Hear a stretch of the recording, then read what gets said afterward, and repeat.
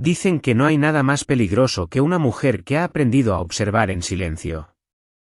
Durante 30 años mi marido Marcos cometió el error fatal de confundir mi prudencia con debilidad.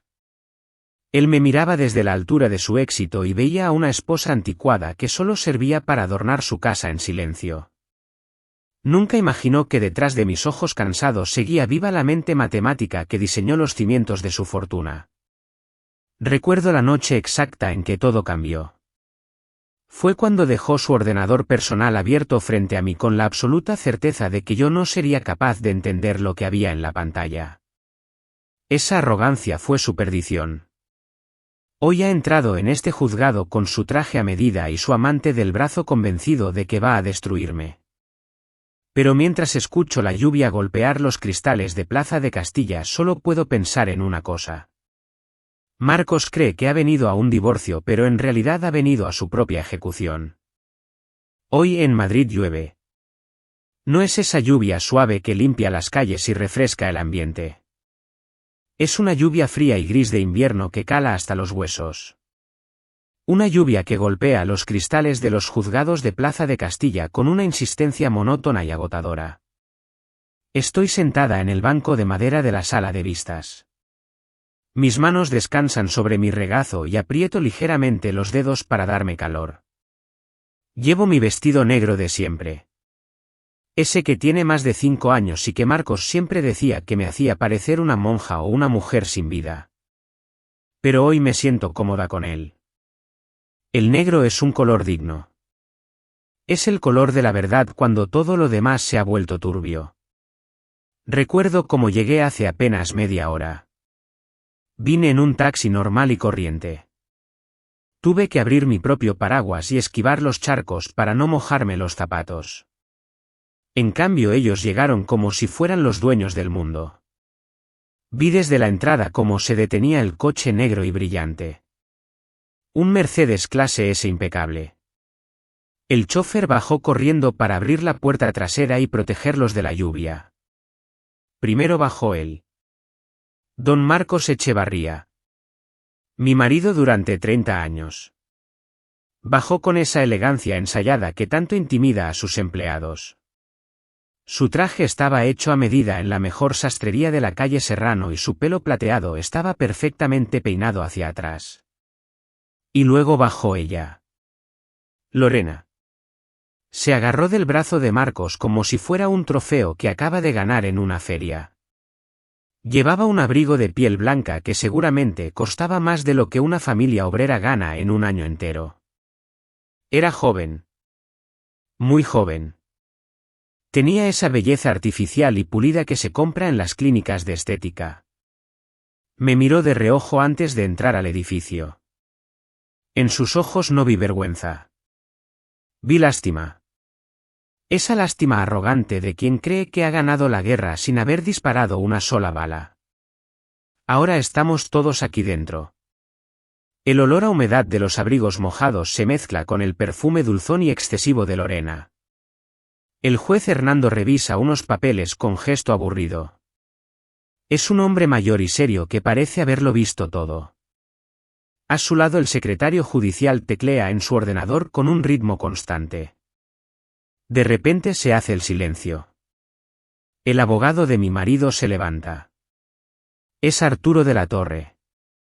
Un hombre famoso en Madrid por cobrar honorarios de escándalo y por no tener demasiados escrúpulos. Se alisa la corbata de seda y carraspea para aclarar su voz. Tiene una voz profunda y teatral. Una voz hecha para mentir.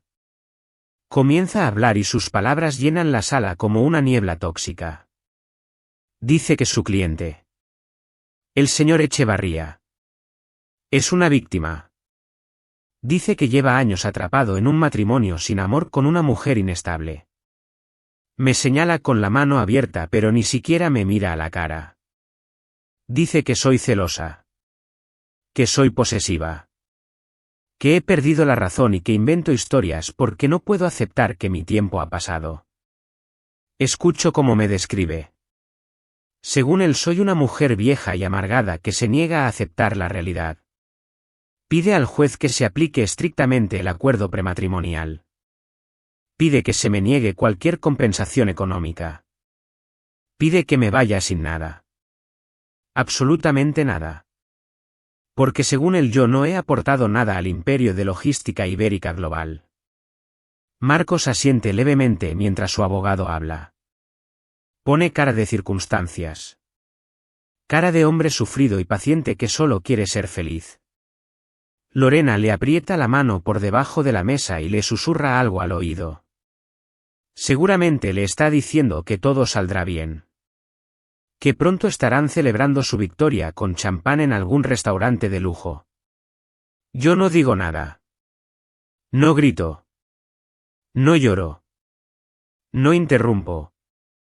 Solo respiro hondo y toco el cierre de mi bolso de piel gastada. Dentro del bolso hay un pequeño objeto frío y metálico. Es una simple memoria portátil. Un pequeño dispositivo de almacenamiento que no pesa nada en mi mano. Pero sé que su contenido pesa más que todas las mentiras que Arturo de la Torre está soltando por su boca. Ellos creen que soy la esposa invisible. La mujer que se quedó en casa.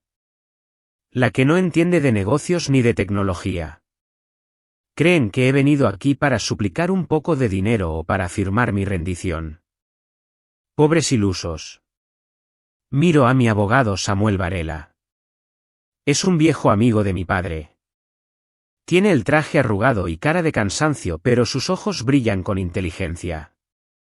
Él me devuelve la mirada y asiente muy despacio. Es el momento. La tormenta está fuera golpeando los cristales. Pero la verdadera tormenta está a punto de desatarse aquí dentro.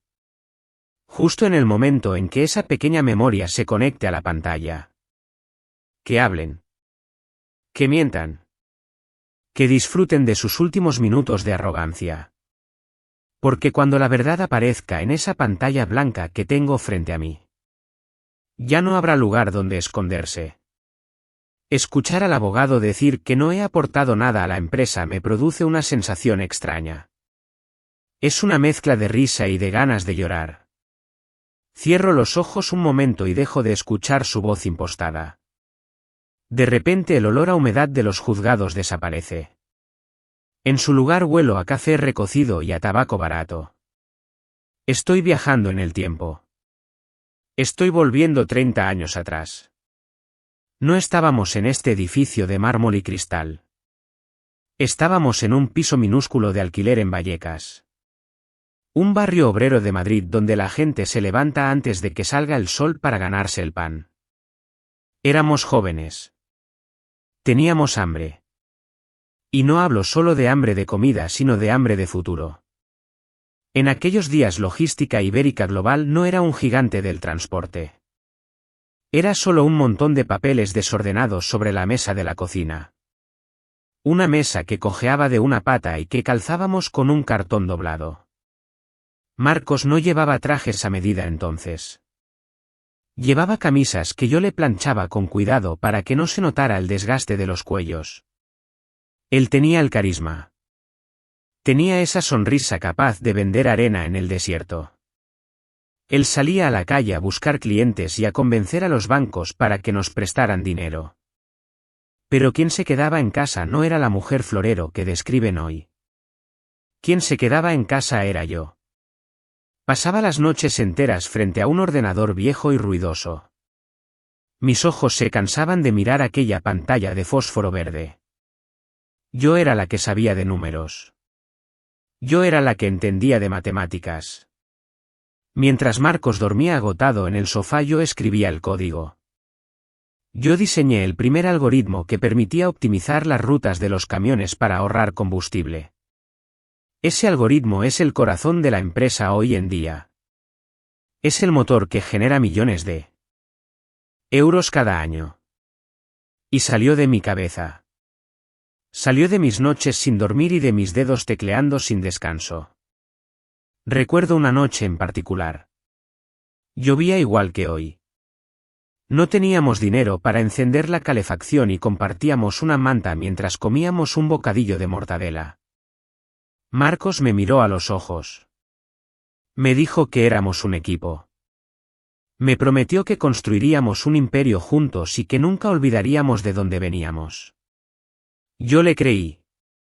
Pero el éxito es un animal traicionero. A medida que el dinero empezaba a entrar, las cosas cambiaron despacio. Tan despacio que apenas me di cuenta. Primero fue mi nombre. Dejó de aparecer en los documentos oficiales. Marcos decía que era mejor así por temas fiscales o burocráticos. Yo confié en él. Luego fueron las cenas de empresa. Al principio yo iba como socia fundadora.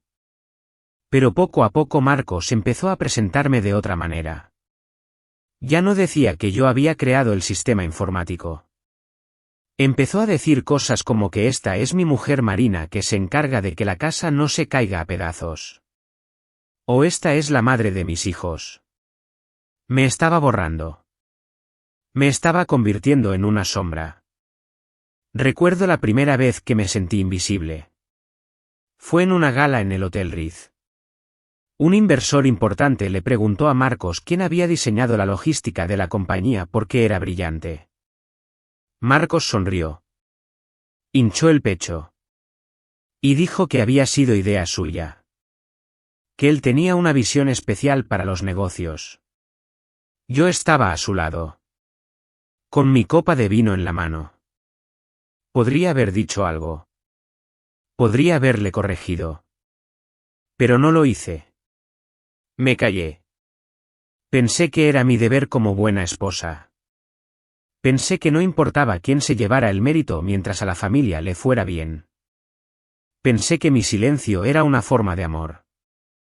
Un sacrificio necesario para mantener la paz en el hogar y no herir su ego masculino. Qué equivocada estaba. Hoy me doy cuenta de que mi silencio no fue amor. Fue el abono que nutrió su arrogancia. Al dar un paso atrás yo misma le di permiso para creerse su propia mentira. Él se convenció de que era un genio y de que yo era un accesorio. Miro ahora su espalda recta en el banco de delante. Veo cómo cuchichea con esa chica que tiene la misma edad que nuestra hija. Y siento una punzada de culpa. No por él. Sino por mí misma. Por esa Marina joven que se dejó borrar. Por esa mujer inteligente que aceptó ser pequeña para que él pudiera sentirse grande. El abogado sigue hablando de mis supuestas incapacidades mentales. Dice que no entiendo la complejidad de los negocios de mi marido. Tengo ganas de levantarme y gritar que yo soy el negocio. Que sin mi mente sus camiones seguirían dando vueltas sin sentido por las carreteras de España. Pero no grito. Acaricio la memoria portátil dentro de mi bolso. Mi silencio de 30 años se va a romper hoy. Y va a hacer mucho más ruido que todas sus palabras vacías. Luego apareció ella. Lorena. No entró en nuestras vidas dando un portazo ni haciendo ruido. Entró despacio. Como una grieta de humedad en la pared de un salón recién pintado. Al principio apenas se nota. Piensas que es una mancha pequeña. Algo sin importancia que se puede tapar con un cuadro o con un poco de pintura. Pero la humedad avanza. Se come los cimientos. Y cuando quieres darte cuenta la pared entera se te viene encima. Su cargo oficial era asistente ejecutiva. Marcos empezó a mencionarla en las cenas. Decía que era eficiente. Que tenía hambre de aprender. Que le recordaba a él cuando era joven. Yo escuchaba y servía la sopa. No sentí celos al principio. Solo sentí esa intuición punzante que tenemos las mujeres y que a menudo ignoramos para poder seguir durmiendo por las noches. Pero Marcos cambió. El cambio no fue que llegara tarde a casa o que oliera a perfume ajeno. Eso es lo que pasa en las novelas baratas. La realidad fue mucho más cruel. El cambio fue que empezó a mirarme de otra manera. Me miraba con impaciencia. Con fastidio. Como si yo fuera un mueble viejo y pasado de moda que desentona en una casa de diseño moderno. Recuerdo el día que vi el cargo en la cuenta bancaria de la empresa. 50.000 euros en una joyería exclusiva del barrio de Salamanca. Mi corazón dio un vuelco. Ingenua de mí pensé que quizás se acordaba de nuestro aniversario. Pero la fecha pasó y no hubo regalo. Cuando le pregunté por ese gasto, Marcos ni siquiera levantó la vista de su teléfono móvil. Siguió tecleando. Con ese tono de voz que se usa para explicar algo a un niño lento, me dijo que era un regalo protocolario. Un obsequio para la esposa de un importante socio japonés para cerrar un trato. ¿Mentía? Lo supe no porque fuera adivina, sino porque le conozco. Marcos miente mal cuando cree que la persona que tiene delante es inferior a él. No se molestó en inventar una buena excusa porque no respetaba mi inteligencia lo suficiente como para temer que yo lo descubriera. Pensó que yo me tragaría cualquier cosa. Pensó que la ama de casa no sabe distinguir un gasto de empresa de un capricho personal. Esa pulsera de 50.000 euros la vi meses después. Brillaba en la muñeca de Lorena mientras ella le servía un café en la oficina con una sonrisa que no era profesional. Pero lo que rompió algo dentro de mí no fue el dinero. Fue la cena de Navidad de la empresa hace 2 años. Yo llevaba un vestido de terciopelo azul oscuro. Era discreto y elegante. Apropiado para una mujer de mi edad y posición. Me sentía bien. Hasta que Marcos se acercó con una copa de vino en la mano y rodeado de sus directivos. Todos reían. Marcos me señaló con la copa. Delante de todos sus empleados. Delante de la gente que me conocía desde hacía décadas. Dijo en voz alta. Mira a mi mujer. Parece una monja de clausura que se ha escapado del convento. Debería aprender un poco de estilo de las chicas nuevas. Las risas de los demás fueron educadas pero cortantes como cuchillos. Lorena estaba allí. Llevaba un vestido rojo muy ajustado y reía tapándose la boca con la mano. Me miró con esa mezcla de triunfo y desprecio. En ese momento sentí frío. Siempre creí en la santidad del matrimonio. Fui educada en la fe. Creía que el matrimonio era una fortaleza que se defiende contra todo. Pero esa noche comprendí que el enemigo no estaba fuera de la muralla. El enemigo estaba dentro y tenía las llaves de la puerta. Lorena empezó a dejar señales. Pequeñas migas de pan para que yo las encontrara. Una llamada al móvil de Marcos a las 11 de la noche para preguntar por unos papeles que no eran urgentes. Un pendiente olvidado o por accidente en la guantera del coche. Un aroma a vainilla impregnado en la tapicería de cuero. Ella quería que yo lo supiera. Quería marcar su territorio. Quería decirme sin palabras que mi tiempo había terminado. Que yo era el pasado aburrido y ella era el futuro brillante. Durante meses me tragué las lágrimas. Rezaba el rosario en silencio mientras Marcos roncaba a mi lado oliendo a ella. Me preguntaba qué había hecho mal. Me miraba al espejo buscando arrugas y defectos. Pero entonces lo entendí. No era culpa de mis arrugas. No era culpa de mi vestido de terciopelo. Era la arrogancia de un hombre que necesita sentirse adorado. Y yo. Con mi silencio y mi lealtad incondicional. Había dejado de ser un reto para él. Marcos no solo me estaba siendo infiel con el cuerpo. Me estaba siendo infiel con el alma. Me estaba despreciando. Y el desprecio es un veneno que no tiene antídoto. El dinero tiene una forma curiosa de revelar la verdadera naturaleza de las personas. Dicen que el amor es ciego, pero yo digo que la avaricia es mucho más ciega. La avaricia te hace creer que eres intocable. Te hace creer que puedes construir castillos sobre la arena y que la marea nunca subirá lo suficiente para derribarlos. Recuerdo perfectamente la tarde en que Marcos puso aquellos papeles sobre la mesa del despacho. No me los entregó en la mano. Los dejó caer sobre la madera con ese gesto despectivo de quien tira las sobras al perro. Era un nuevo acuerdo de separación de bienes. Me dijo que tenía que firmarlo. Dijo que era por el bien de la empresa. Que los asesores fiscales se lo habían recomendado para proteger nuestro patrimonio. Pero yo leí la letra pequeña. Siempre leo la letra pequeña. Aquellos papeles decían que si nos divorciábamos yo renunciaba a todo. A mis acciones. A mi pensión. A la casa. A todo lo que habíamos construido juntos durante 3 décadas. Le miré a los ojos y le pregunté por qué. Su respuesta fue tan fría que heló la sangre en mis venas. Me dijo que yo era una carga. Una mantenida. Me dijo que yo no había trabajado un solo día en los últimos 20 años y que no merecía disfrutar de los frutos de su esfuerzo.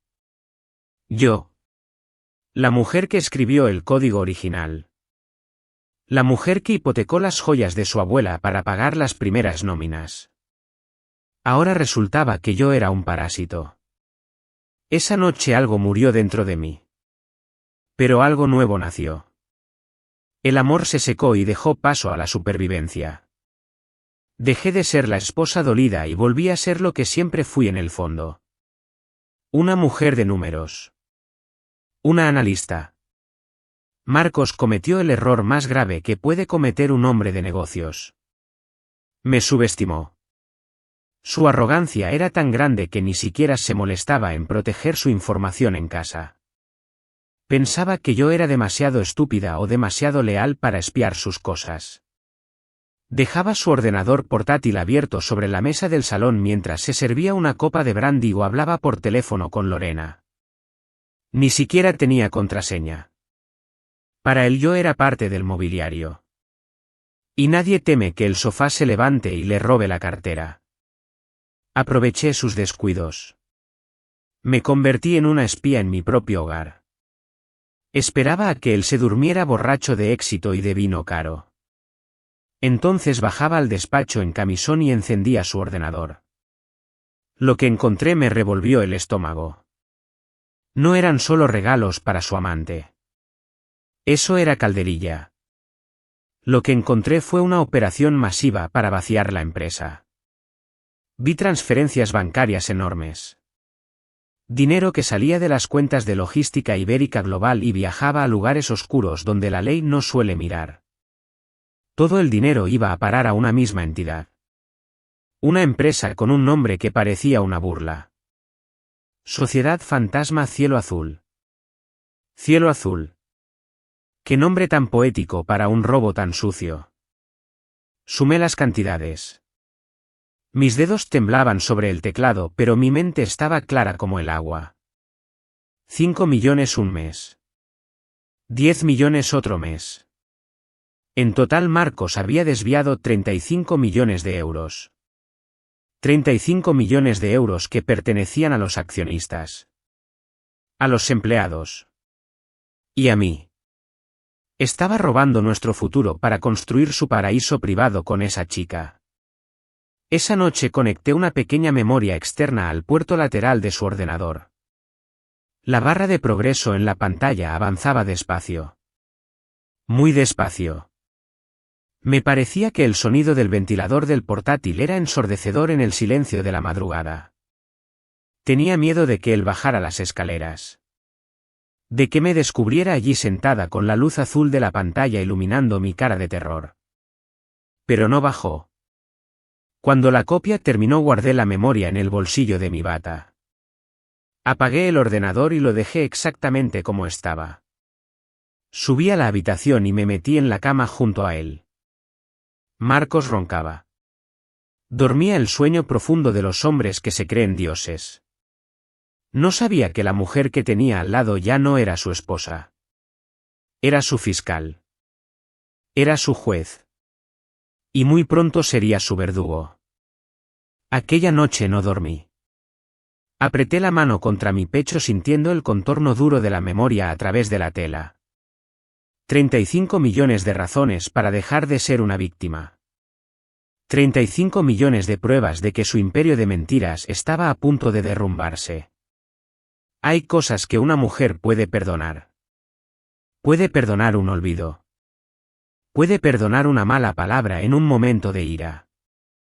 Incluso puede llegar a perdonar una infidelidad si hay un arrepentimiento verdadero y profundo. Pero hay líneas rojas que nunca se deben cruzar. Hay fronteras morales que separan a los seres humanos de los monstruos. Y Marcos cruzó la última frontera aquel martes lluvioso de noviembre.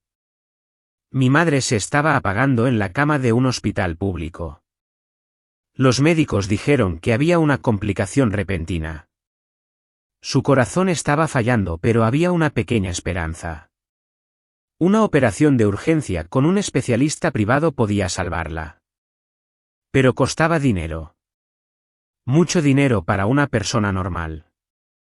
Necesitaba 20.000 euros. Era una cantidad ridícula para un hombre que gasta el doble en relojes o en viajes de placer. Pero Marcos había bloqueado mis tarjetas de crédito esa misma semana. Lo hizo para asfixiarme. Para demostrarme quién tenía el control. Para obligarme a ir a él de rodillas pidiendo permiso para comprar el pan.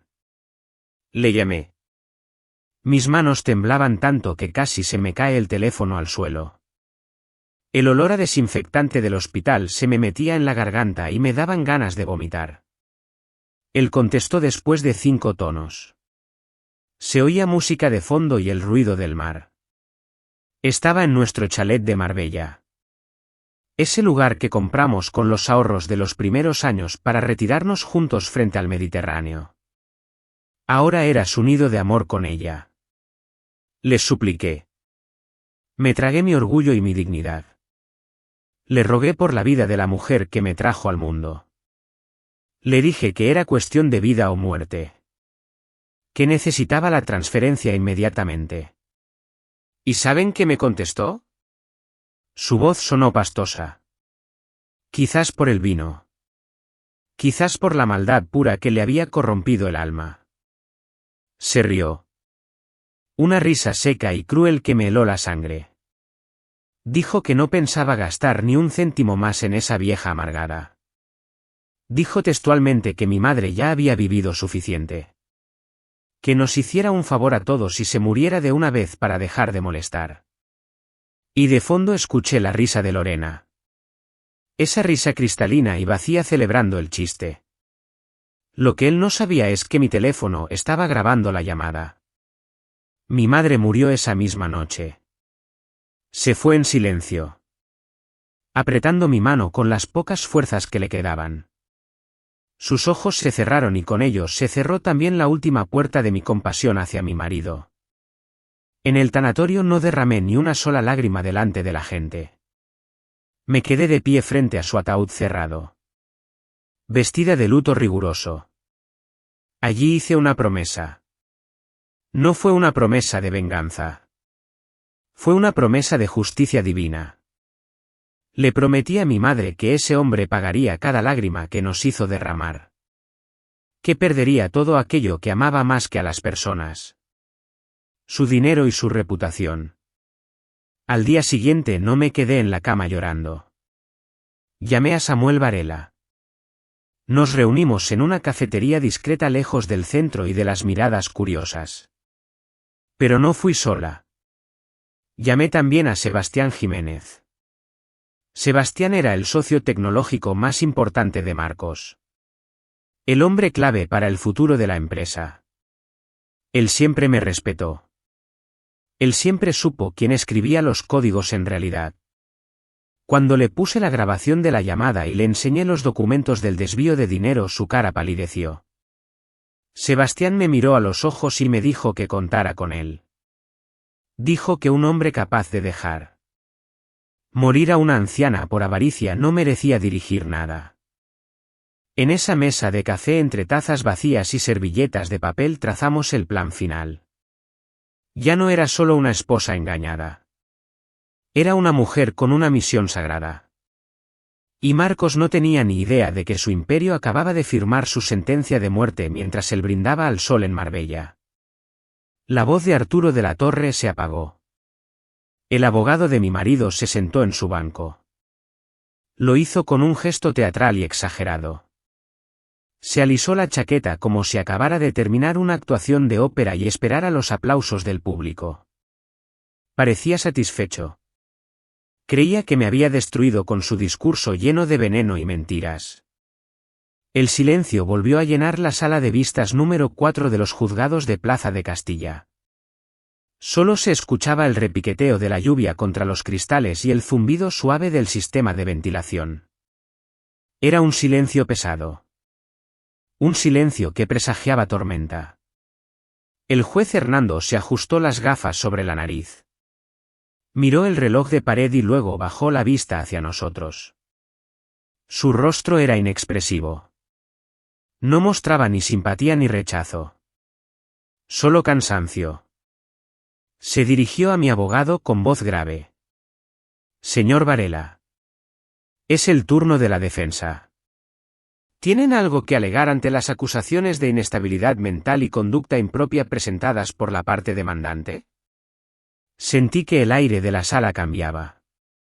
Se volvía eléctrico. Giré la cabeza despacio. Muy despacio. Por primera vez en muchos meses dejé de mirar al suelo. Dejé de mirar mis manos entrelazadas. Levanté la barbilla y busqué los ojos de Marcos. Él estaba recostado en su asiento. Relajado. Con esa postura de hombre que se sabe ganador antes de jugar la partida. Cuando mis ojos se clavaron en los suyos vi que parpadeaba. Se sorprendió. No esperaba que yo le sostuviera la mirada. Estaba acostumbrado a la Marina sumisa. A la Marina que bajaba la cabeza para evitar conflictos. Pero esa mujer ya no existía. Esa mujer había muerto la misma noche que murió mi madre. Vi cómo la incomodidad cruzaba su rostro por un segundo. Pero enseguida recuperó su máscara de arrogancia. Se inclinó hacia Lorena. Se acercó tanto a su oído que pude ver cómo su aliento movía un mechón de pelo rubio de la chica. Susurró algo. No necesitaba ser experta en lectura de labios para saber lo que decía. Lo había escuchado demasiadas veces. No tiene nada, dijo él. Solo sabe llorar. Es una pobre mujer acabada. Lorena soltó una risita nerviosa y se tapó la boca con la mano. Me miró con esa mezcla de pena y burla que tienen los jóvenes cuando creen que el mundo les pertenece. Pobres. No sabían que la compasión que sentían por mí deberían guardársela para ellos mismos. La iban a necesitar muy pronto. Samuel Varela se puso en pie. No tenía la elegancia impostada de Arturo de la Torre. Su traje era gris y modesto. Sus zapatos eran cómodos. Tenía la dignidad de un roble viejo que ha resistido muchos inviernos. No abrió ninguna carpeta. No sacó ningún papel para leer un discurso preparado. Caminó hasta el centro de la sala. Se detuvo frente al estrado del juez y apoyó una mano sobre la mesa. Señoría, dijo Samuel con su voz rasgada y tranquila. No tenemos intención de responder a estas acusaciones con discursos vacíos. No vamos a entrar en un debate de palabra contra palabra porque sabemos que las palabras se las lleva el viento. Y en este caso el viento está muy sucio. El juez arqueó una ceja. Entonces, ¿qué propone señor Varela? Preguntó el magistrado. Samuel se giró levemente. Me miró y asintió. Luego sacó de su bolsillo la pequeña memoria que yo le había entregado días atrás. Señoría. Solicitamos el permiso del tribunal para presentar una prueba audiovisual. Creemos que la verdad no necesita adjetivos. Creemos que los hechos deben hablar por sí mismos. Lo que vamos a mostrar responde a todas las preguntas sobre la conducta de mi clienta y sobre la gestión del patrimonio conyugal. Arturo de la Torre se levantó de un salto. Protesto, señoría. Gritó el abogado de Marcos, perdiendo por primera vez su compostura. Esto es irregular. No hemos sido informados de esta prueba. Es una emboscada. El juez Hernando levantó la mano pidiendo silencio. Miró a Samuel y luego miró la memoria portátil. Señor de la Torre. Siéntese. Estamos en una vista preliminar sobre custodia de activos y conducta. Si la prueba es pertinente la admitiré. Adelante, señor Varela. Conecte el dispositivo. Marcos se enderezó en su silla. Su sonrisa de suficiencia empezó a desvanecerse. Por primera vez vi el miedo asomar en sus pupilas. Empezaba a entender que algo no iba bien. Samuel conectó la memoria al ordenador del juzgado que controlaba la pantalla grande de la pared. La pantalla parpadeó. Pasó de negro a azul. La sala se quedó en penumbra. Apreté las manos sobre mi regazo. Sentí mi corazón latir con fuerza, pero no era miedo. Era la adrenalina de la justicia. Respiré hondo. Mira. Pensé. Mirad bien. Porque esta es la última vez que podréis caminar con la cabeza alta. La pantalla proyectada en la pared se iluminó. No miré las imágenes. No necesitaba verlas. Las tenía grabadas a fuego en mi memoria desde las noches en vela frente a su ordenador. En lugar de eso fijé mi vista en ellos. Quería ver sus caras. Quería ver el momento exacto en que su mundo de cristal se hacía añicos. La primera imagen fue clara. Era el despacho de nuestra casa. Se veía a Marcos sentado en su sillón de piel hablando por teléfono. Su voz retumbó en la sala de juicios gracias a los altavoces. Era una voz prepotente. La voz del hombre que cree que nadie le escucha. Transfiere otros 5 millones a la cuenta de Cielo Azul en Gibraltar. Dijo el Marcos de la pantalla. Hazlo ya. Quiero que esa cuenta esté llena antes de echar a Marina de casa. No quiero que se lleve ni un solo euro de mi dinero. Que se muera de hambre. En la sala se hizo un silencio sepulcral. Vi cómo el abogado Arturo de la Torre cerraba los ojos y se llevaba una mano a la frente. Sabía que aquello era delito. Alzamiento de bienes. Fraude fiscal. Su cliente acababa de confesar un crimen federal en una pantalla gigante. Pero el vídeo continuó. La escena cambió. Ahora era el salón de nuestro chalet en Marbella. Se veía a Marcos y a Lorena sentados en el sofá. Bebían champán. Ella llevaba puesto el famoso brazalete de 50.000 euros y reía. La conversación que siguió fue la que me había roto el corazón semanas atrás. ¿Y tu mujer? Preguntó Lorena en el vídeo con voz melosa. ¿No va a sospechar? Que se aguante esa vieja amargada. Respondió Marcos riendo. Me ha llamado llorando porque su madre se muere. Quiere dinero para la operación. Le he dicho que no. Que se muera la vieja y nos deje en paz de una vez. Así seremos libres antes. En la sala del juzgado se escuchó un grito ahogado. Fue el secretario judicial que se llevó la mano a la boca horrorizado por tanta crueldad. Miré a Lorena. Su cara había perdido todo el color. Estaba blanca como la cera. Pero el vídeo no había terminado para ella. En la pantalla el Marcos digital cogió la mano de Lorena y acarició el brazalete. ¿Te gusta? Preguntó él. Es una imitación perfecta. Me costó 200 euros en un mercadillo. Le dije a la contabilidad que eran 50.000 para un cliente japonés. Esos tontos se lo creen todo. Y tú estás preciosa con bisutería barata, cariño. La reacción fue inmediata. Lorena soltó la mano de Marcos como si quemara. Se miró la muñeca. Miró ese brazalete que llevaba puesto en ese mismo instante.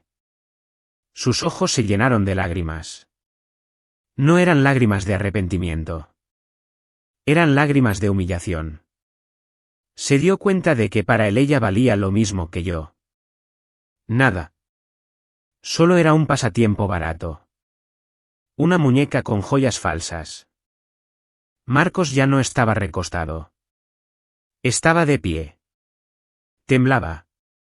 Su cara estaba roja de ira y de pánico. Apaguen eso, gritó con la voz rota. Es mentira. Es un montaje. Esa mujer lo ha manipulado todo. Intentó avanzar hacia la pantalla, pero un guardia civil se interpuso en su camino. Siéntese, señor Echevarría. Tronó la voz del juez Hernando. Yo seguía sentada. Inmóvil. No sentí alegría. No sentí esa euforia que dicen que se siente en la venganza. Solo sentí una inmensa pena. Pena por ver en qué se había convertido el hombre que una vez amé. Un hombre vacío. Un hombre que mentía a su mujer. A su amante. A sus socios. Y sobre todo se mentía a sí mismo. Lorena empezó a sollozar. Un llanto fuerte y feo. Se cubrió la cara con las manos intentando esconderse de las miradas de todos. Pero ya era tarde. La verdad estaba ahí. Desnuda y brillante en la pared. Señoras y señores, el momento en que la verdad queda al descubierto es también el instante en que la máscara del corazón humano cae. Si aún siguen escuchando y sienten empatía por el dolor de Marina, por favor ayúdenme dejando el comentario número 1 aquí abajo, para que sepa que todavía hay almas afines acompañándome en este juicio decisivo. Su presencia es el mayor apoyo para que pueda continuar contando la parte final de esta historia. Lo que sucedió a continuación no fue un triunfo. Fue una demolición. Cuando las luces de la sala volvieron a encenderse, el aire pesaba como el plomo. El juez Hernando no tuvo tiempo de golpear su mazo ni de pedir orden. Las puertas dobles del fondo se abrieron de golpe. No eran periodistas. No eran curiosos. Eran 3 hombres y una mujer vestidos con chalecos oscuros. En sus espaldas se leían 4 letras amarillas que todo empresario corrupto en España teme más que a la muerte. UDEF. La Unidad de Delincuencia Económica y Fiscal. Entraron con paso firme y sin pedir permiso. El abogado Arturo de la Torre dio un paso atrás instintivamente. Se alejó de su cliente como si Marcos tuviera una enfermedad contagiosa. Sabía que su trabajo había terminado y que ahora empezaba el trabajo de los penalistas. El agente al mando se detuvo frente a mi marido. Don Marcos Echevarría. Dijo con voz metálica. Queda usted detenido por presuntos delitos de blanqueo de capitales. Fraude a la hacienda pública y alzamiento de bienes. Tiene derecho a guardar silencio. Marcos se quedó petrificado. Su cara pasó del rojo de la ira al gris de la ceniza en un segundo. Miró a los lados buscando una salida, pero no la había. Miró a su amante buscando apoyo. Pero Lorena ya no estaba a su lado. En el momento en que vio los chalecos de la policía, la chica se levantó de un salto. El miedo en sus ojos era primitivo. Agarró su bolso de marca y corrió hacia el pasillo central. El sonido de sus tacones golpeando el suelo de mármol resonó en toda la sala. Clac, clac, clac. Y de repente un crujido seco. Uno de sus tacones se rompió por la fuerza de la huida. La vi tropezar y casi caer al suelo. Pero no se detuvo. Se quitó el zapato roto y siguió corriendo, cojeando y llorando a gritos. Huyó con el rímel corrido por las lágrimas y con la vergüenza pegada a la piel. La amante que había entrado como una reina salía ahora como una fugitiva asustada. Nadie la detuvo. Ella no era importante. Solo era un daño colateral. El agente sacó las esposas. El sonido del metal al cerrarse alrededor de las muñecas de Marcos fue el sonido más triste que he escuchado en mi vida. No era el sonido de la victoria. Era el sonido de 30 años de vida en común cerrándose para siempre. Marcos levantó la cabeza y me miró. Sus ojos estaban desorbitados. Ya no había arrogancia. Solo había pánico. El pánico de un animal atrapado. ¿Marina? Dijo con voz temblorosa. Marina, por favor, diles algo. Diles que es un error. Soy tu marido. Soy el padre de tus hijos. Ayúdame. Me miraba a mí. A la mujer que había llamado vieja amargada. A la mujer que había planeado dejar en la ruina. Ahora yo era su única esperanza. Yo seguía sentada. Mis manos descansaban tranquilas sobre la mesa. Le sostuve la mirada. No sentí odio. El odio requiere energía y yo ya no tenía energía para él. Sentí una inmensa distancia. Como si estuviera mirando a un desconocido a través de un cristal muy grueso. No dije nada. Simplemente me giré hacia el secretario judicial que me tendía el acta de la sesión. Cogí el bolígrafo. Mi mano no tembló. Firmé mi nombre con trazo firme y claro. Doña Marina. En ese momento una figura se acercó desde la primera fila del público. Era Sebastián Jiménez. Mi socio.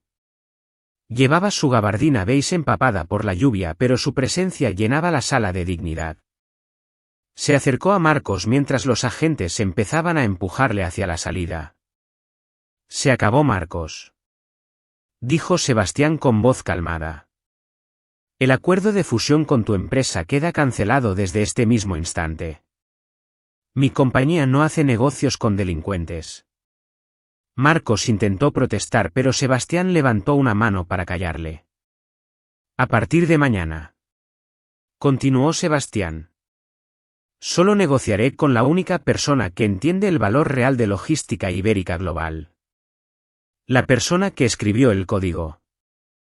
La persona que tú intentaste borrar. Sebastián se giró y me miró con respeto. Negociaré con la dueña. Doña Marina. Los agentes se llevaron a Marcos. Lo arrastraron fuera de la sala mientras él seguía balbuceando excusas que nadie escuchaba. Las puertas se cerraron tras él. Me quedé sola en el banco. El juez Hernando me miró por encima de sus gafas y asintió levemente. Un gesto casi imperceptible de reconocimiento. Recogí mi bolso. Guardé la memoria portátil. La sala estaba vacía de ruido pero llena de verdad. Me levanté despacio. Alisé mi vestido negro. La lluvia seguía cayendo fuera. Pero por primera vez en mucho tiempo yo no tenía miedo de mojarme. Salí del edificio de los juzgados. El aire de la calle me golpeó la cara. Era un aire frío y húmedo, pero por primera vez en muchos años lo sentí limpio. Respiré hondo. El olor a ozono y a tierra mojada llenó mis pulmones.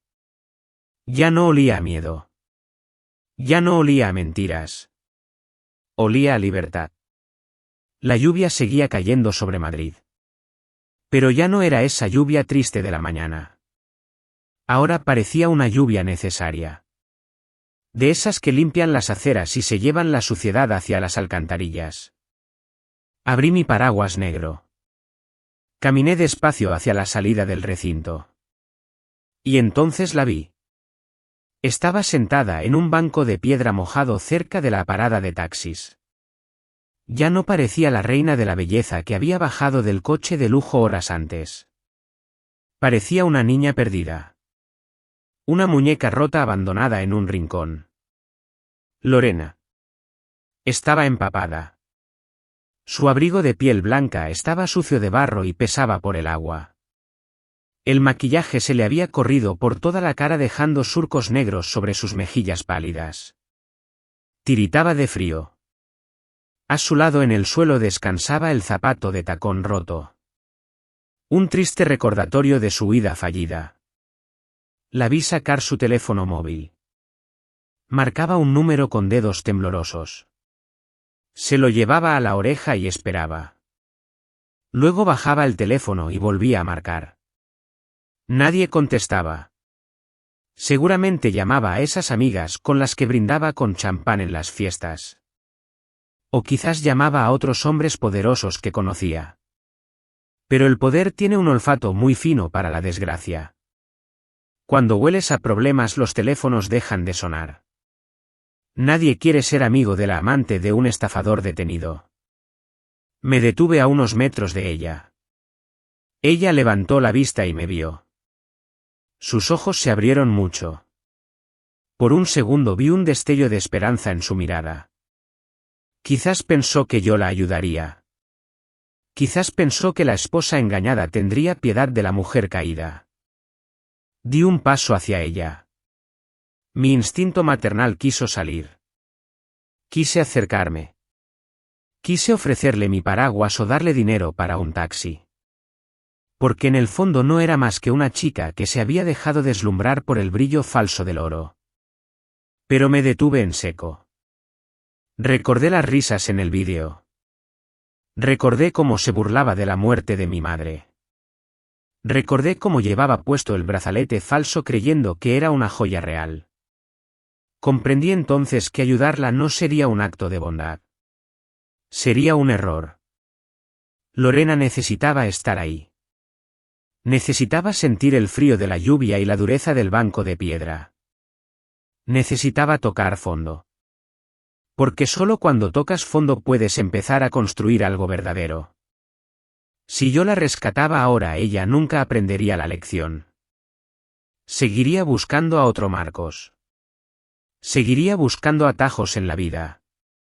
La mejor lección que podía darle era dejarla sola con su realidad. La miré a los ojos una última vez. No hubo odio en mi mirada. Tampoco hubo triunfo. Solo hubo una despedida silenciosa. Me di la vuelta. Un coche negro se detuvo frente a mí. No era un taxi. Era el coche de la empresa que Sebastián había enviado para recogerme. El conductor se bajó y me abrió la puerta trasera con respeto. «Buenos días, doña Marina», dijo el hombre. «¿A dónde la llevo?» Me acomodé en el asiento de cuero. Estaba seco y caliente. Cerré el paraguas y lo dejé en el suelo del vehículo. Miré por la ventanilla. Vi a Lorena haciéndose pequeña en el retrovisor mientras nos alejábamos bajo la lluvia. «A la oficina», respondí con voz tranquila. El conductor me miró por el espejo. «¿A las oficinas centrales, señora?» «Sí», dije yo mientras sacaba mi libreta de notas del bolso. «Tenemos mucho trabajo que hacer. Hay que levantar una empresa desde los cimientos». El coche arrancó. Dejé atrás el juzgado. Dejé atrás a Marcos en su celda y a Lorena en su banco. Dejé atrás 30 años de silencio. La ciudad de Madrid se abría ante mí. Gris y lluviosa. Pero hermosa. Yo no había ganado una guerra. Simplemente había recuperado mi vida. Y mientras el coche avanzaba por el paseo de la Castellana supe que lo más difícil ya había pasado. Ahora tocaba lo más importante. Vivir. Vivir con la cabeza alta y con la conciencia tranquila de quien nunca necesitó apagar la luz de otro para poder brillar. Ha pasado exactamente un año desde aquel día de lluvia gris en los juzgados. Hoy el cielo de Madrid está despejado. Es de un azul intenso y limpio. De ese azul que solo se ve en los días fríos y soleados de invierno. Estoy sentada en una terraza de la Plaza Mayor. Tengo delante una taza de café caliente y un pequeño plato con churros. Me gusta venir aquí por las mañanas. Me gusta ver a los turistas haciendo fotos y a los ancianos paseando al sol. Nadie me reconoce. Para ellos solo soy una mujer mayor disfrutando de su jubilación. Nadie sabe que soy la directora general de Logística Ibérica Global. La empresa va bien. Mejor que nunca. Sebastián y yo hemos trabajado duro para limpiar el nombre de la compañía. Hemos recuperado a los clientes y hemos contratado a más gente. Pero el éxito empresarial ya no me quita el sueño. Lo que realmente valoro ahora es esto. La tranquilidad de tomar un café sin tener que pedir permiso a nadie. A veces pienso en Marcos. Sigue en la cárcel de Soto del Real. Le quedan varios años por cumplir. No le odio. El odio es una carga demasiado pesada para llevarla en el bolso. De hecho, voy a misa todos los domingos a la parroquia de mi barrio y rezo por él. Rezo para que encuentre entre esas 4 paredes la paz que nunca supo encontrar en nuestros palacios de mármol. Miro mi reflejo en la cucharilla del café. Veo a una mujer con arrugas. Veo a una mujer con el pelo blanco. Pero ya no veo a una mujer invisible. Mi historia con Marcos ha terminado, pero las lecciones que aprendí se quedarán conmigo para siempre. Y me gustaría compartirlas con ustedes. La primera lección es sobre la apariencia. Marcos cometió el error fatal de juzgar el libro por la tapa. Vio mi vestido viejo y mi silencio y pensó que yo era débil. Pensó que porque no me pintaba los labios ni vestía de marca yo no tenía valor. Se equivocó. Nunca subestimen a alguien por su aspecto. A veces detrás de la apariencia más sencilla se esconde la fortaleza más inquebrantable. La segunda lección es sobre la traición. Durante mucho tiempo me pregunté qué tenía Lorena que no tuviera yo. Me culpé. Pensé que yo no era suficiente. Pero ahora entiendo la verdad. La traición de un hombre no nace de la falta de valor de su mujer. Nace de su propia inseguridad. Marcos necesitaba a alguien que le adorara ciegamente porque en el fondo se sentía pequeño a mi lado. Necesitaba sentirse un dios porque no sabía ser un hombre. Y la tercera lección. La más importante de todas. Es sobre la victoria. Muchos piensan que mi victoria fue verle esposado o ver a su amante huir llorando. Se equivocan. Eso solo fue el final de una etapa triste. Mi verdadera victoria fue mantener mi dignidad. Fue no bajar al barro con ellos. Fue firmar los papeles con la mano firme y salir de allí con la cabeza alta. La venganza hace ruido. La dignidad es silenciosa. Y créanme, no hay mejor almohada para dormir por las noches que una conciencia tranquila. Me termino el café. Dejo unas monedas de propina en la mesa y me levanto. Me ajusto el abrigo y camino hacia la oficina. Tengo una reunión importante, pero no tengo prisa. Camino despacio disfrutando de cada paso. Porque ahora cada paso que doy es mío. Solo mío. Como dijo un sabio una vez. No intentes explicar quién eres a quienes solo quieren ver lo que les conviene. El tiempo siempre pone a cada uno en su lugar. A unos les pone en un banco bajo la lluvia. A otros en una celda fría. Y a otros nos pone aquí. Bajo el sol de la libertad. Y ahora le pregunto a usted. Si estuviera en mi lugar. Entre la opción de destruir a su enemigo con gritos y furia o la opción de darse la vuelta y marcharse en paz para reconstruir su vida. ¿Qué camino habría elegido? Espero leer sus respuestas en los comentarios. Hasta la próxima historia. Y así concluye el relato de Doña Marina. ¿Qué opina usted sobre la decisión final de nuestra protagonista? Si hubiera estado en sus zapatos, ¿habría tenido la templanza de marcharse en silencio o habría buscado una venganza más ruidosa? Por favor, comparta sus reflexiones honestas en la sección de comentarios. Le aseguro que leo cada una de sus palabras con gran interés y respeto. Si esta historia le ha hecho reflexionar o ha tocado alguna fibra sensible en su interior, no olvide dejar un me gusta y compartirla con esa persona que sabe que también valorará este mensaje. Y por supuesto, suscríbase al canal para no perderse los misterios y lecciones que aún nos quedan por descubrir. Nos encontraremos muy pronto en la siguiente narración. Cuídese mucho. Y quién sabe, tal vez la próxima vez, la historia que contemos sea la suya. Esta historia es ficticia y las decisiones mostradas no deben imitarse en la vida real, obsérvela como una reflexión sobre las relaciones humanas.